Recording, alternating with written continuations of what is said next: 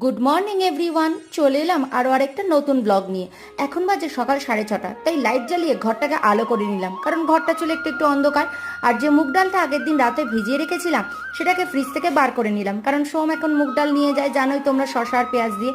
তো সকাল সকাল একটু বাইরে বেরিয়ে মুডটাকে একটু ফ্রেশ করে নিলাম, নিয়ে গাছে জল দিলাম, দিয়ে গাছের ফুল টুলগুলো একটু দেখলাম, দেখে চটপট ঘরটা ঝাড়ু দিয়ে নিলাম। বাসি ঘরটা ঝাড়ু দিয়ে নিলাম, কারণ সোম বেরোবে।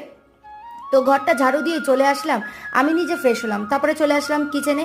কিচেনে এসে তারপরে সৌমের দুধ গরম করে তার মধ্যে দিয়ে দিলাম মুসলি আর কলা। ও এই ব্রেকফাস্টটাই সব থেকে বেশি ভালো খায়। তারপরে ওর টিফিনটা চটপট রেডি করে নিলাম, সাথে শসা পেঁয়াজটাও কেটে নিলাম, কেটে নিয়ে ওর টিফিনটা রেডি করে ওকে টিফিন দিয়ে দিলাম। তো ও যতক্ষণ না অফিসে যায় ততক্ষণ একটা পুরো দৌড়াদৌড়ির মধ্যে থাকি। তো লেবুটা দেখো আলাদা দিয়েছে, কারণ লেবুটা ও খাওয়ার সময় মিশিয়ে নেবে।